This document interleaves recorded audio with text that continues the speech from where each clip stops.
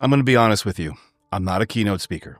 I don't pretend to know everything about the speaking industry, but I know visibility and I know content and I know what happens when people show up consistently versus when they don't. And when I look at the speaking industry, I see the same problem I see everywhere else. Most speakers are only visible when they're on stage, and then they disappear.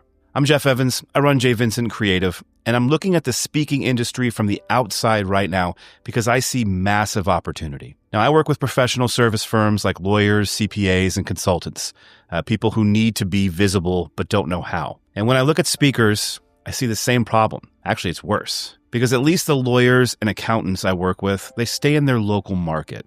They can network, they can build relationships one by one. But speakers, you're trying to get in front of event planners all over the country, maybe the world. And you're doing it by being visible maybe 15 to 20 times a year when you're on stage.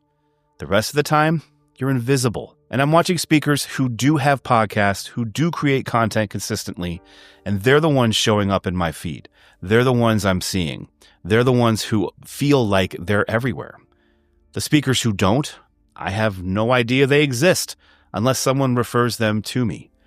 Now, from the outside looking in, it's obvious. You can't be invisible 90% of the year and expect people to remember you when they need a speaker. That's not how attention works anymore. So here's what I see happening when I look at speaker websites and LinkedIn profiles.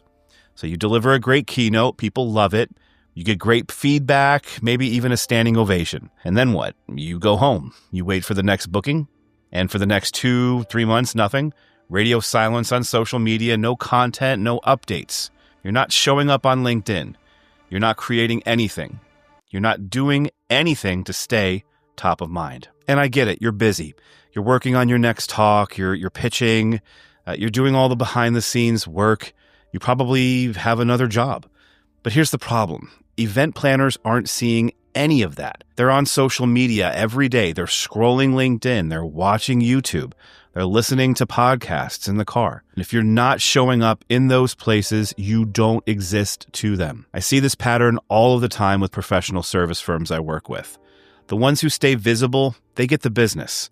The ones who don't, they're scrambling. And it's the same thing with speakers. The ones I see creating content every week, they're the ones who feel successful. The ones who don't, I can't even tell if they're still in business. And here's why I think podcast works so well for speakers specifically. First, it keeps you visible. You're not just the person who gave that talk 6 months ago. You're the person whose content showed up in someone's feed this week. I see this with my own clients.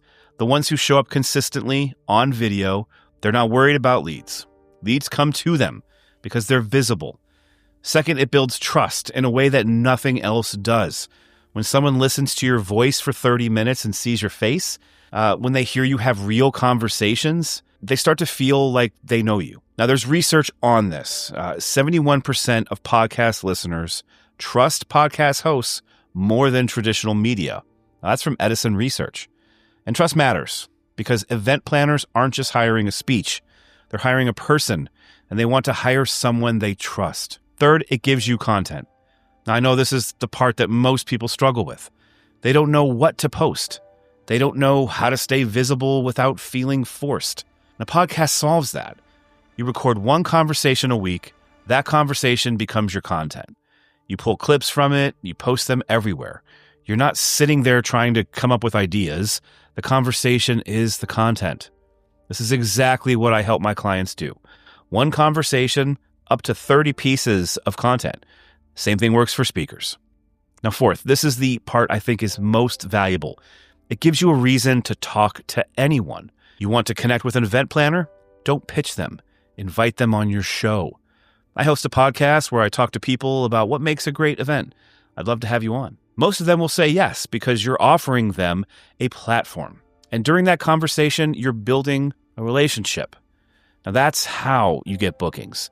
Not by pitching, but by building relationships. And you know that. So let me walk you through what this actually looks like. This is the same system I use for my clients. We're just going to apply it to speakers. So you're a speaker. You do maybe 10, 15, 20 events a year. You want more.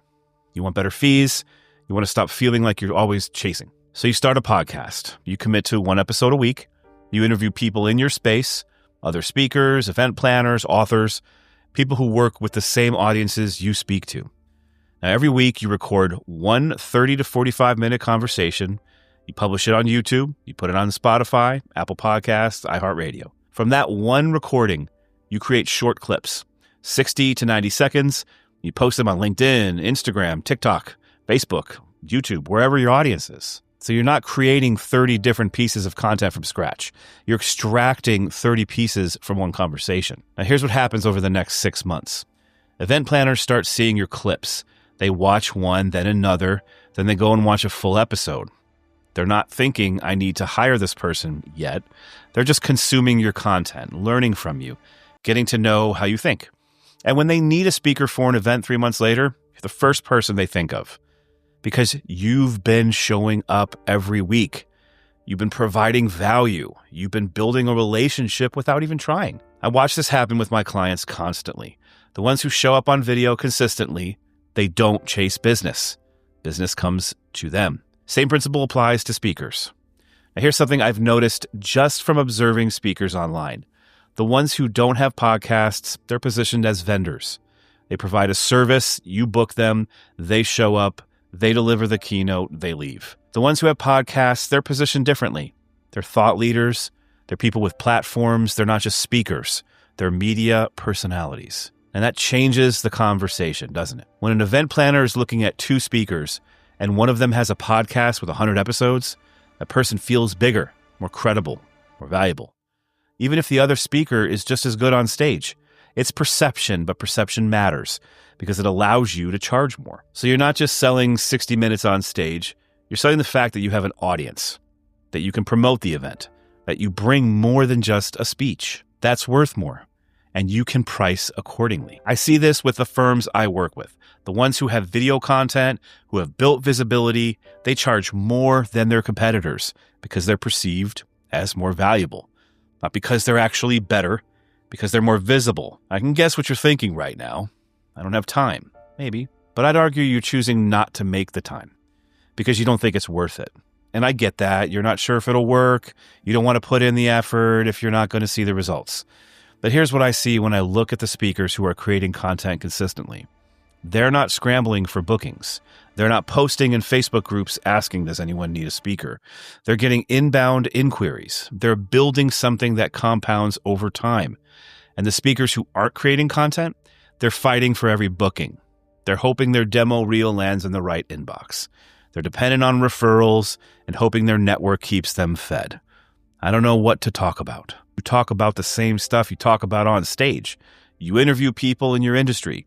You have conversations about the topics you're already an expert in. This isn't complicated. You're just overthinking it. I'm not good on camera. You're a professional speaker. You get on stage in front of hundreds, if not thousands of people. You can handle recording a conversation. The real objection, the one that no one says out loud, is fear. You're scared it won't work. You're scared you'll look stupid. You're scared you'll start and then have to stop because it's too hard. I get that, but the cost of not doing it is way higher than the cost of trying. Here's how you actually start. This is the exact process I walk my clients through. Step 1, pick a concept. Your show should align with your keynote topics. If you speak about leadership, your podcast is about leadership. If you speak about sales, your podcast is about sales. Keep it simple. The Your Topic podcast works. Or Your Name Unfiltered. Don't overcomplicate it. Step 2, make a list of 20 people you want to interview. These should be people in your industry, people you want to build relationships with anyway. Other speakers, authors, consultants, event planners, people who know the audiences you want to reach. Now, step 3, get the equipment. You need a USB microphone at least, a decent camera or a cell phone that connects to your laptop, something to record on. Zoom works fine. Riverside works better. StreamYard works as well. Now, you don't need a studio. You don't need a producer. You just need clear audio and decent video. Step 4, reach out to your first guest. Send them a message. I'm starting a podcast where I interview the type of people that you want to interview. And I'd love to have you on to talk about whatever the topic is. Let's say it's leadership. Are you open to a 30-minute conversation? Most people will say yes. Step 5, record the episode. Have a conversation. Ask good questions. Let them talk. Don't try to be perfect. And step 6, publish it. Upload it to YouTube, submit it to Spotify and Apple Podcasts and iHeartRadio, and post clips on social media. Step 7, do it again next week and the week after and the week after, because consistency matters more than quality, especially at the beginning. You'll get better over time, but you have to show up. This is the same system I use with lawyers and CPAs and consultants. It works, and it'll work for speakers too. So here's what I see when I look at the speaking industry right now. Most speakers aren't doing this yet. They're still playing the old game, show up, deliver the keynote, wait for the next booking. But the industry is changing. Event planners are spending way more time online.